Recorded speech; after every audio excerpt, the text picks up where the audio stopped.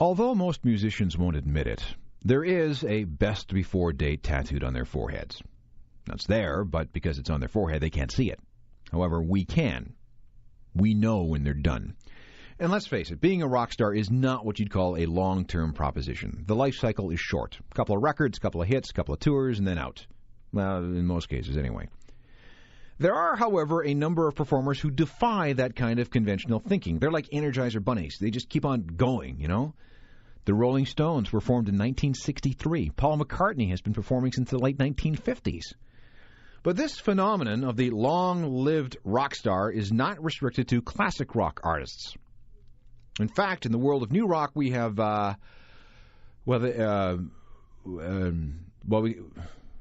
anyone? Yeah, think about this. So who are, come to think of it, some of the longest surviving acts in the history of alternative music and new rock? Who has been releasing albums from the original days of punk rock in the 1970s and earlier? Well, more than you might think, actually. Now, the ongoing history of new music.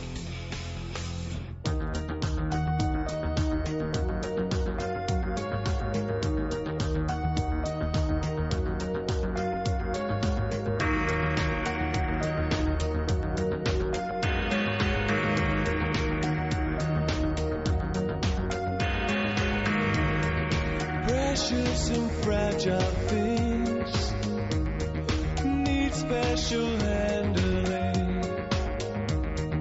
My God, what have we done to you?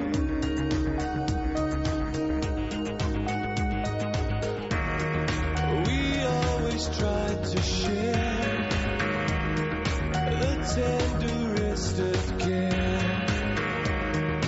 Now look what we have put you through.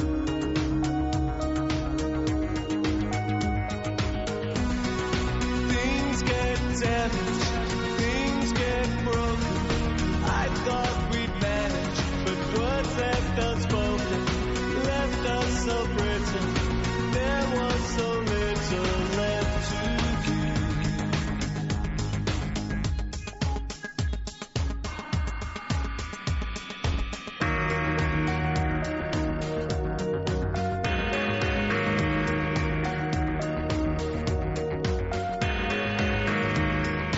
Angels with silver wings shouldn't know suffering.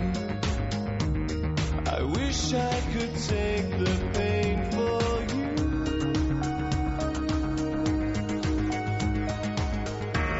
If God has a master plan that only He understands, I hope it's your eyes are seeing through.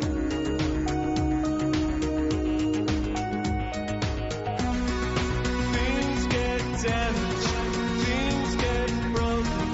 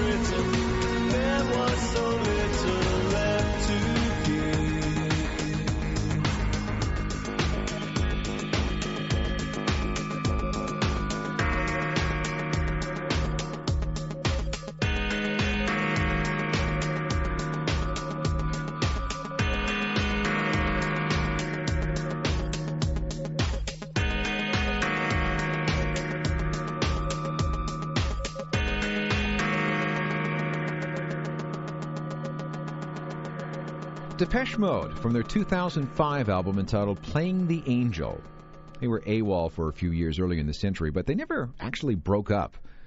Depeche Mode was formed in Basildon, England in 1980, and their roots go back even further. If you're a hardcore fan, you'll know that two keyboardists, Vince Clarke and Andrew Fletcher, formed a band called No Romance in China in 1976. By 1979, Vince was in a group he called French Look, which featured another keyboard player by the name of Martin Gore. In early 1980, Vince, Andrew, and Martin were joined by singer Dave Gahan, and that's when they changed their name to Depeche Mode and blew off any non-electronic instruments and started releasing records on the Mute label out of the UK. Vince Clarke left after the first album, and a programmer-slash-keyboardist named Alan Wilder was part of the lineup for the glory years of the band through the 80s and 90s before being booted in 1995. All right, so there have been various solo albums and threats to quit and mental breakdowns and overdoses and suicide attempts and trips to rehab, but the bottom line is that the core of Depeche Mode, Martin Gore, Andrew Fletcher, and Dave Gahan, have remained intact this entire time.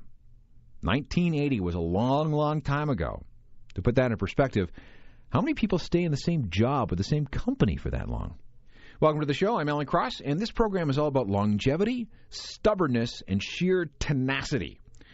We're going to look at the longest-lasting, the longest-surviving performers in the history of new rock and alternative music. These are performers or groups with careers that, for better or for worse, just won't quit. Well, at least they were still together when I wrote this show. Keep that in mind. Things are always subject to change and the ravages of time. Anyway, if you think Depeche Mode has been around for a while, you're in for a surprise. They are in very good company.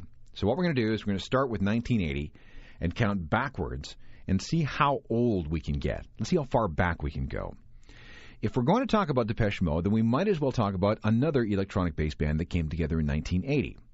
When Joy Division singer Ian Curtis killed himself on May 18th, 1980, his actions, and pardon the tastelessness of this next remark, triggered a suicide clause in the band's partnership. It was agreed from the outset that should any member of Joy Division leave for any reason, the group would be dissolved. So when Ian died, there was never any question that the entity known as Joy Division would cease to exist. And it did. But the remaining members were still young, and they weren't really interested in hanging it up just yet, despite the death of their friend and bandmate. So that summer, the summer of 1980, Barney Sumner, Peter Hook, and Stephen Morris, along with their manager Rob Gretton, regrouped under a new name. They chose the vaguely Nazi-like name New Order. Sumner was promoted from guitarist to lead singer, and they started performing and writing songs that were at first very much in the Joy Division style. The first thing they released was a New Order version of a song that had been written for Joy Division. This is from March of 1981.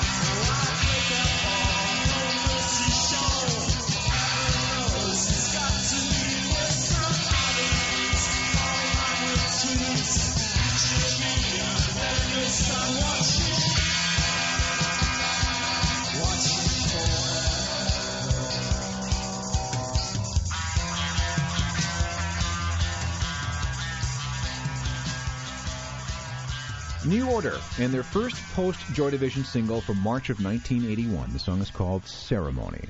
And as I write this, New Order is still together and still making records. Yes, there were some rough times in the 1990s and a very long hiatus between the Republic album in 1993 and Get Ready in 2001, but New Order lives on. Another band formed in 1980 that isn't ready to hang it up yet is R.E.M. We know exactly when they came together. It was at a house party for their friend Kathleen. Michael Stipe, Peter Buck, Mike Mills, and Bill Berry played a drunken set of Sex Pistols covers for a bunch of wasted University of Georgia students during Kathleen's birthday party on April 5th, 1980. Now, that was supposed to be a one-off thing, just a party goof, but somebody at the party stole the taps off the beer kegs that they had rented for the night, and Kathleen was on the hook for these taps. She had to forfeit her deposit. That's the only reason there was a second R.E.M. gig at a local club. They had to pay off that beer tap debt. But that gig worked out so well that R.E.M. has been together ever since. In all the intervening years, there's only been one lineup change in the band, and that's when drummer Bill Berry decided to retire from music to be, he wanted to be a farmer, and he quit in October of 1997. And since then, R.E.M. has continued to write and record and tour as a trio with a rotating series of hired drummers. But let's go back as far as we can. The very first R.E.M. single was an indie recording pressed up in a lot of 1,000 7-inch singles. This is from the summer of 1981.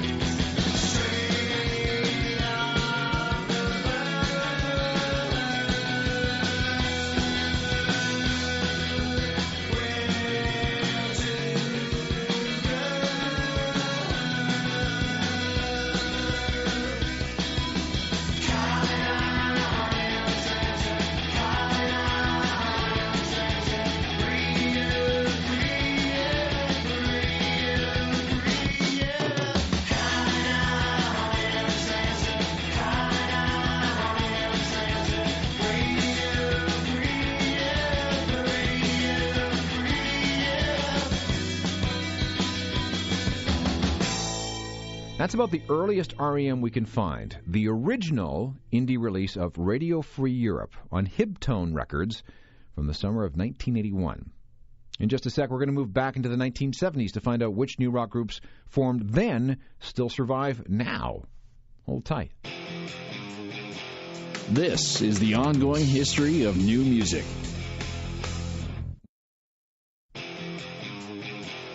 You're tuned to the ongoing history of new music. Welcome back. I'm Alan Cross, and this show is a salute to longevity. The never-say-die attitude we see from some new rock and alternative groups who have somehow managed to survive decades in the dog-eat-dog world of rock and roll.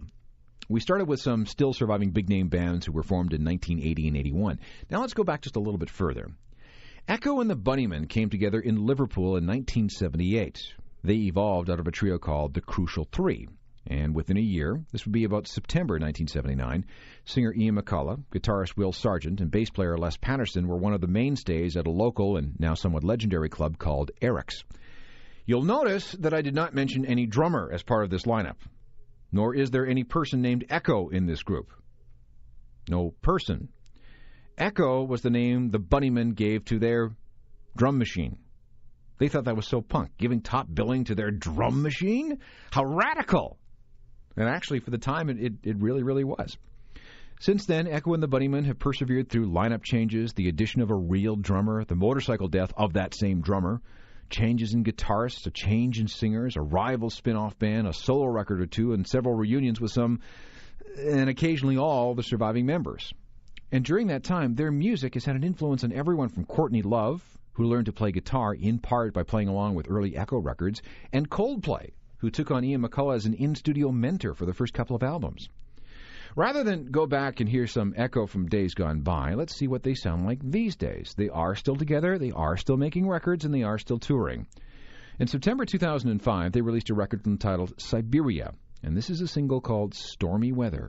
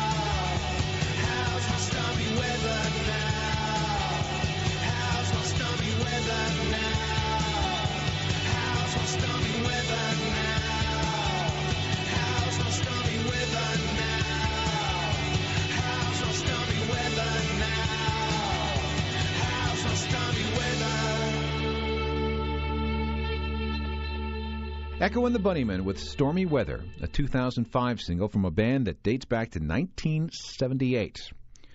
Let's continue in this theme. Just as the Crucial Three was morphing into Echo and the Bunnymen, a 17-year-old piano player was making people look at their radios and go, "What?" Kate Bush was discovered as a piano prodigy by David Gilmour, the guitarist for Pink Floyd, in about 1973. Although she was given a recording contract, Kate was encouraged to stay in school until she was ready to make music a career. And in early 1978, she released Wuthering Heights, which became a major British single. Over the next 7 years, Kate created a sound and an image and attitude that became the template for future stars like Tori Amos and Sarah McLachlan and Bjork and Amy Lee of Evanescence. Kate also attracted a fanatical fan base. In fact, one of the very first comprehensive fan sites on the Internet I remember seeing was GAFFA.org, the semi-official Kate Bush site, which still exists, by the way. Kate's glory years were in the early and mid-'80s, with her biggest album being Hounds of Love in 1985. In 1993, she released a concept-type album entitled The Red Shoes, which was released concurrently with a short film of the same name. And then Kate disappeared, just vanished. Well, okay, not vanished. Everybody knew where she was. She was at her secluded mansion in a posh section of London, but low profile doesn't really begin to describe her presence, or lack thereof. She had a baby, a boy named Birdie, but that was all we heard. No albums, no singles, and of course no concerts. Kate is known for her apparent stage fright, and she hadn't toured since the late 1970s, so that was no real surprise. Rumors of new music began to surface sometime around 2002. Promises were made, release dates were set, but they all passed without anything happening. But then in the fall of 2005, it was confirmed that Kate Bush would be releasing her first album in 12 years. And so it came to pass that a record called Ariel came out on November 8th, 2005. And this was the first Kate Bush single since the days Nirvana was on tour promoting Nevermind. It's called King of the Mountain.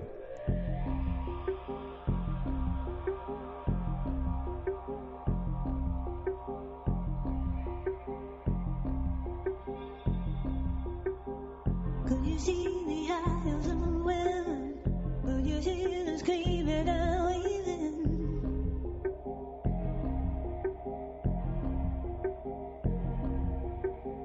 Could you see the storm rising? Could you see the guy who was driving?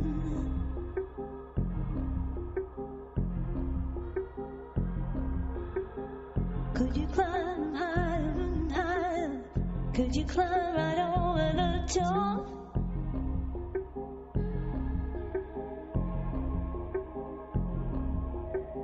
Why does a multi-millionaire fill up his home with priceless junk?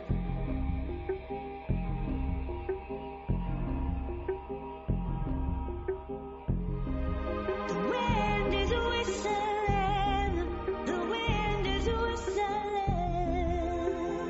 through the house. Up beside your eyes is somewhere, looking like a happy man.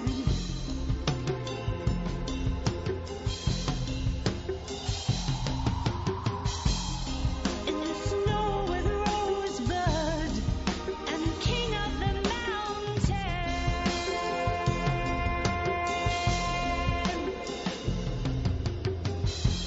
Another Hollywood waitress is telling us she's having your baby.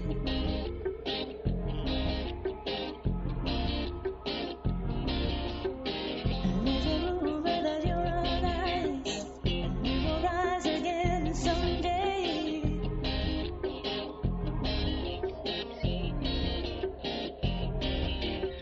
And then there's a photograph when you're dancing on your grave.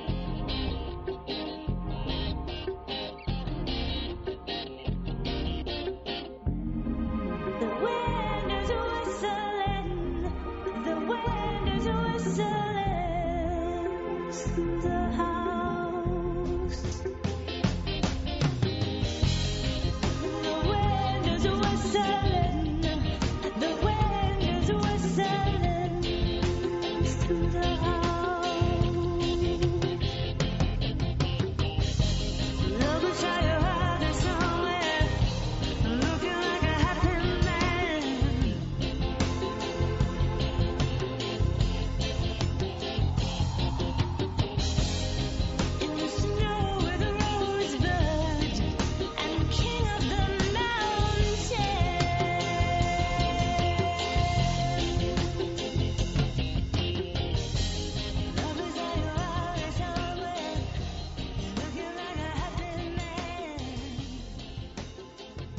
Kate Bush with King of the Mountain from Ariel, an album that apparently took 12 years to make.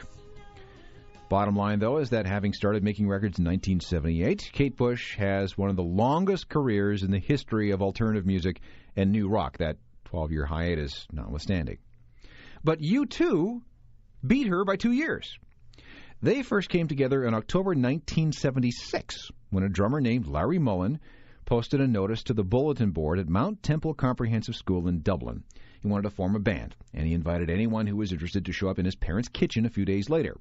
7 people took him up on that offer, including Dave Evans, who would later be known as The Edge, a troublemaker bass player named Adam Clayton, and this loudmouth kid named Paul Hewson. 2 guys dropped out right away, and the group developed as a 5-piece, which included Dave's brother Dick on guitar. Their first public performance was at school just before Christmas 1976. They carried on using the name Feedback and then The Hype until March 20th, 1978, when they played 2 sets at a local community hall. For the first set, they appeared with Dick Evans under the name The Hype. For the second set, Dick was gone, and they were a 4-piece playing under the name U2. And before you get the wrong idea, Dick's departure and the name change was completely planned and consensual. That was the last lineup change we saw in U2. So talk about stability. The same guys in the same band without any defections or firings or solo albums or anything since March 20th, 1978. Here's some of the earliest U2 I could find. It's some demos from mid-1978. Straight in.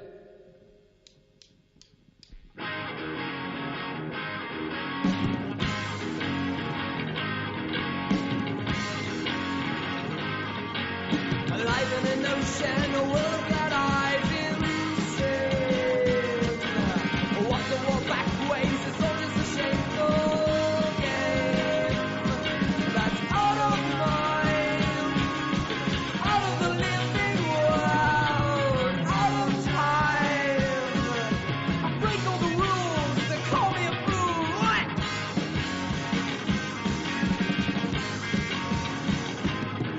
I caught an emotion, a hero pretends no pain. I clown slipping backwards, you laugh at another's shame. But I don't mind, I don't mind living low down, I don't mind. Winners or losers, it's all just a game, and I'm slowing down, you know I'm slowing down.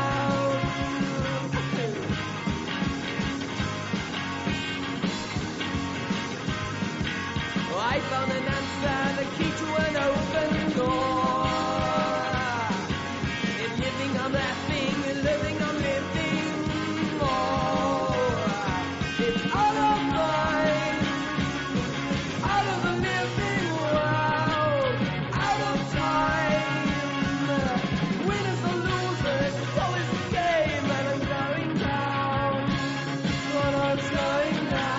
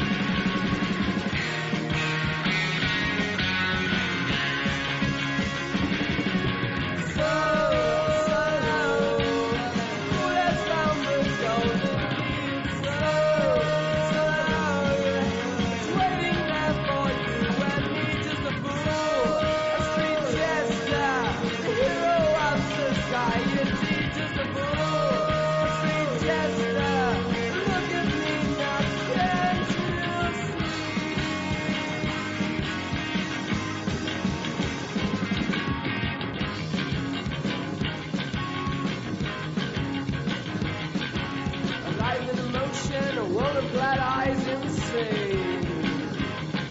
A cartoon in motion, a key to the same game. What am I need to know? I wanna go, go, go, go, go.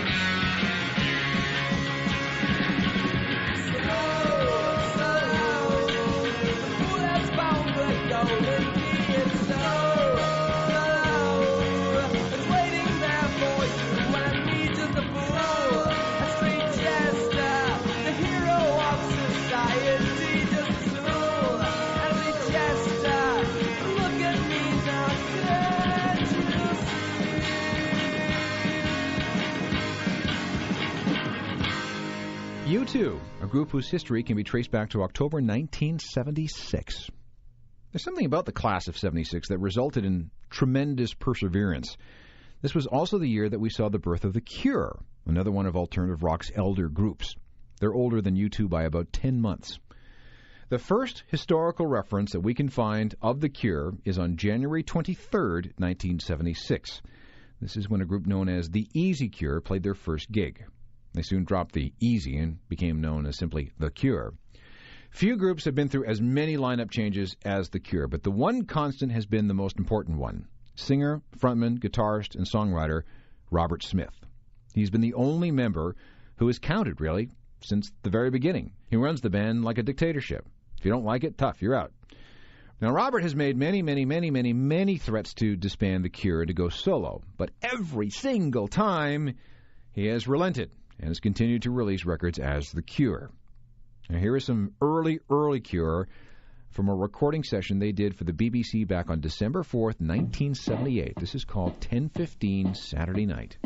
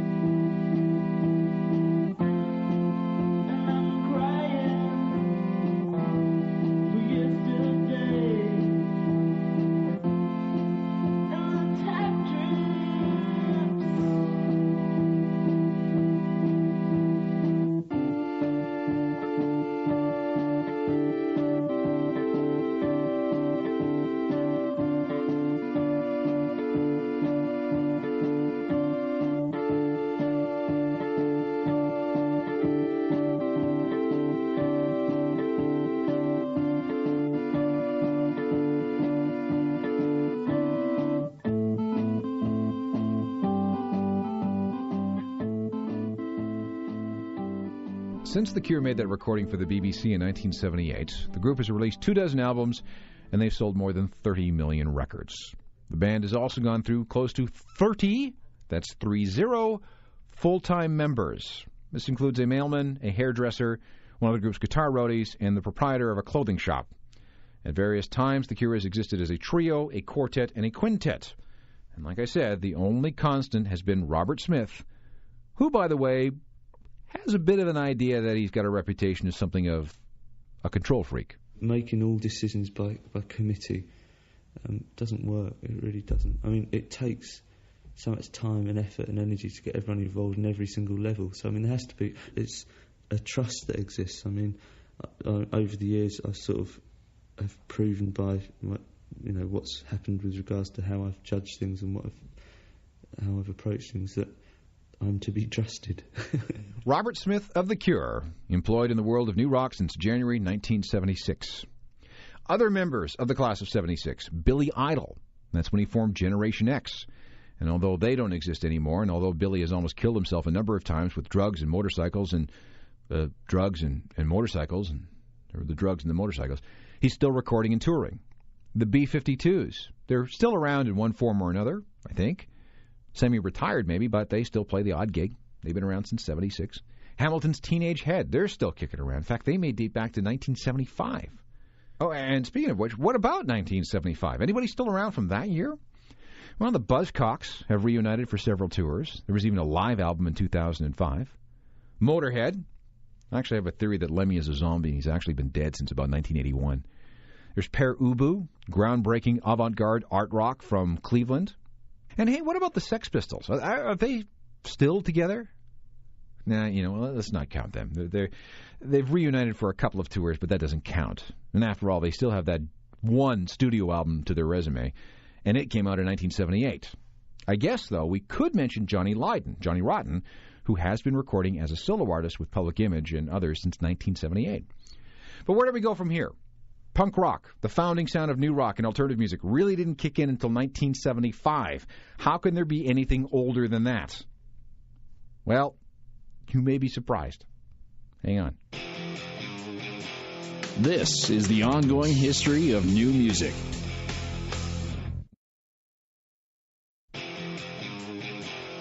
You're tuned to the ongoing history of new music. Welcome back to this look at some of the longest-lasting careers in the history of new rock. We've already looked at people who have been releasing records since the very early 1980s. We've looked at several acts whose careers go back to the late 1970s.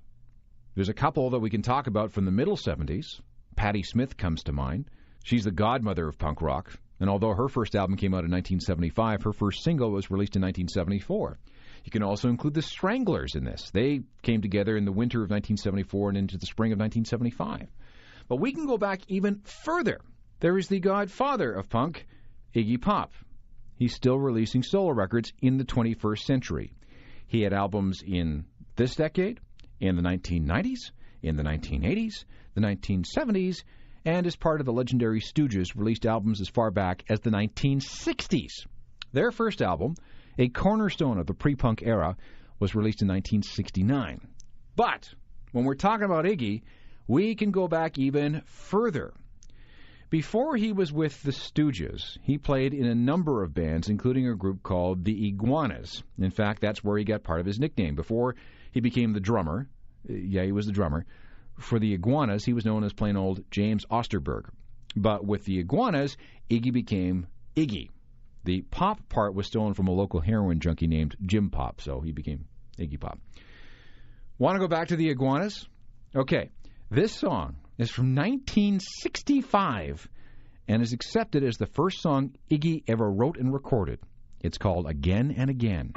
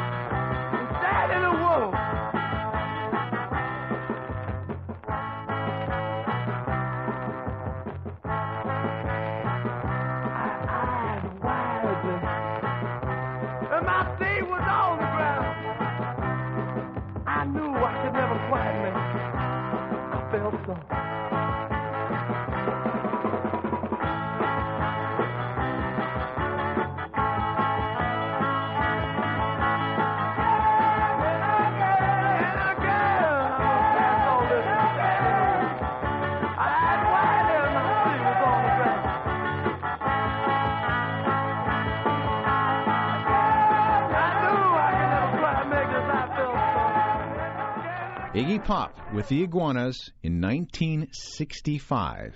So that's right, this dude has been releasing records for more than 40 years.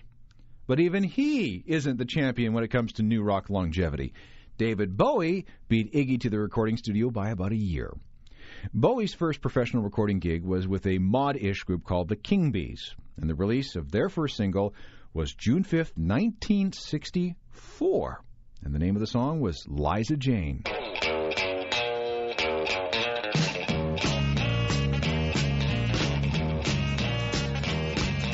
I got a girl that's good to me. Whoa, little Liza. When I see ain't more than 5'3". Whoa, little Liza. Well, this little girl is good to me. Whoa, little Liza. Yeah, this little girl need a help on me. A little Liza Jane, a little Liza Jane, little Liza Jane, little Liza Jane. I got a girl who's good to the. Oh, little Liza. Yeah, this little girl's on me upside down. Oh, little Liza. Well, I love my little girly hair. Oh, little Liza. You know this little girl drives me to despair.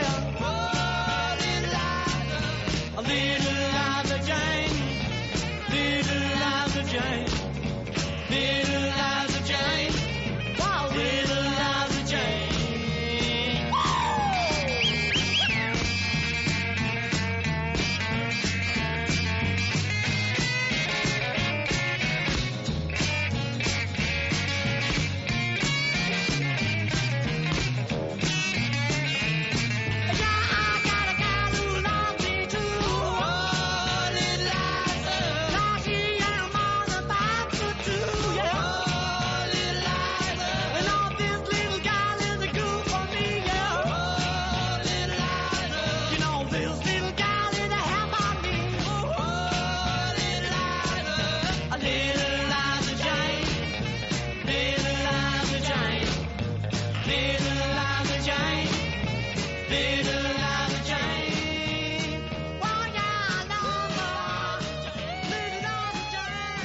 David Bowie performing with a group called the King Bees. And that's the earliest David Bowie on record, and it dates to June 5th, 1964, which, when you think about it, is an awfully long time to be in the music business.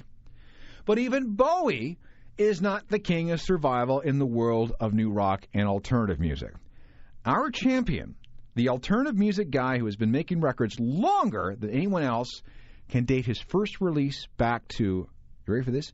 1958.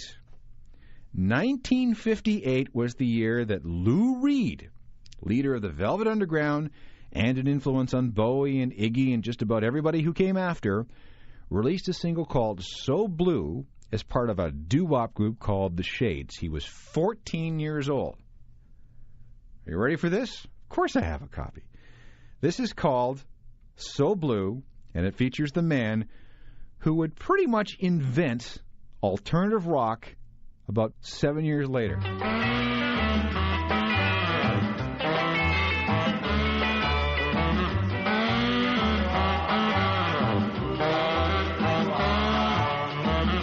down to your house last night, see if you were home.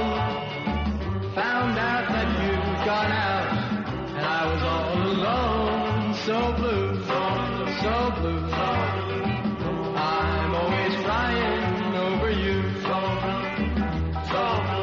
crying over you. Went to the candy store, but you weren't there. Somehow I knew deep down that you weren't there. So blue, so blue, so blue. I'm always crying over you.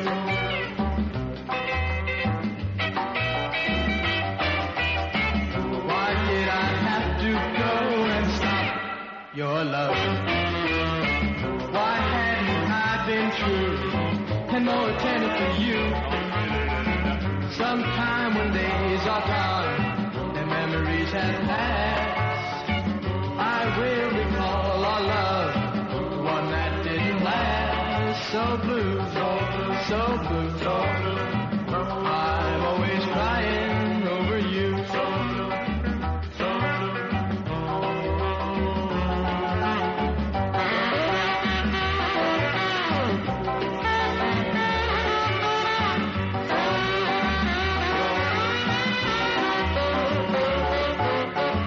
I will recall our love, the one that didn't last. So blue, so blue, so blue. I'm always crying over you. So blue, so blue. I'm always crying over you. So blue, so blue. A 14-year-old Lou Reed from 1958. And he, as far as I can tell, is our new rock longevity champion. He has been making records for about 50 years, give or take. It's amazing. Back in a moment. This is the ongoing history of new music.